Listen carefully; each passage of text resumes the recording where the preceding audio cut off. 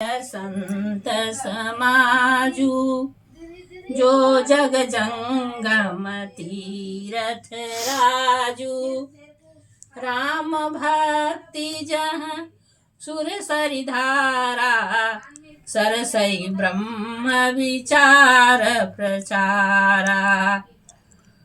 उन संतों का समाज आनंदमय और सुखप्रद है जो संसार में चलते फिरते तीर्थराज प्रयाग के समान पवित्र हैं, क्योंकि उनके मध्य में हर समय राम भक्ति रूपी गंगा की धारा बहा करती है और उनका वही ब्रह्म विचार का प्रचार सरस्वती जी का प्रवाह है।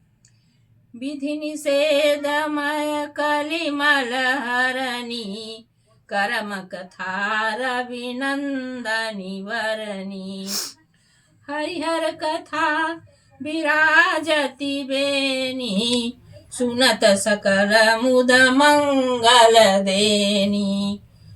उसमें विधि ग्रहण करने योग्य और त्याग करने योग्य की जो कथा है वही कलयुग के पापों को नाश करने वाली यमुना सहित त्रिवेणी का संगम है। बट विश्वास चल निज धर्मा तीर्थ राज समाज सुकर्मा। सबई सुलभ सब दिन सब देशा सेवत सादर समन कलेसा। जहाँ अपने धर्म पर अटल रहना ही विश्वास रूपी अक्षय बट है और जो तीर्थराज अच्छे कर्मों का ही एक समाज है, वह सबको सब दिन में और सब देशों में आदर सहित सेवन करने से कष्टों को शांत कर देता है।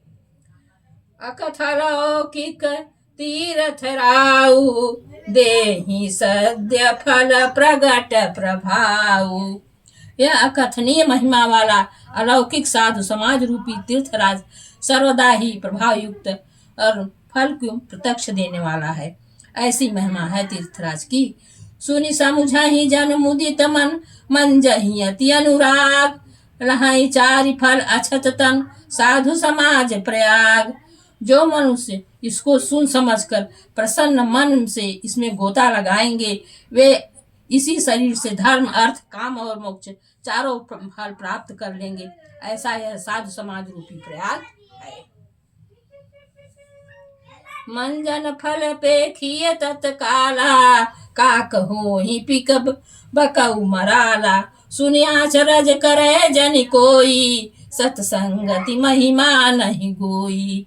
इसमें स्नान करने का फल तत्काल देख लीजिए कि कौआ कोयल और बगुला हंस हो जाता है।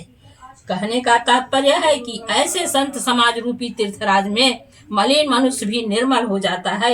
यह सुनकर कोई आश्चर्य न करे, क्योंकि सत्संगत की महिमा किसी से छिपी नहीं हुई है।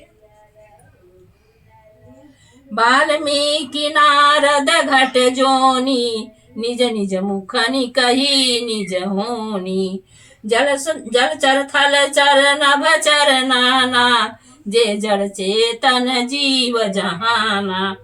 वाल्मीकि नारद और घट योनि अर्थात कुंभज ऋषि ने अपने अपने मुख से अपनी अपनी होने वाले अर्थात अपने जीवन चरित्र को कहकर बताया है कि हम क्या थे और सत्संगत के प्रभाव से क्या हो गए। मत की रति गति भूति भलाई जब जही जतन जहाँ जही पाई। सो जानब सतसंग प्रभाऊ लोकहु वेद नया न पाऊ। जिसने जब और जहाँ जिस उपाय से जो बुद्धि कीर्ति गति बड़ाई संपदा और भलाई पाई है वह सत्संग का ही प्रभाव जानो। इसके लिए लोक और वेद में अन्य उपाय नहीं है।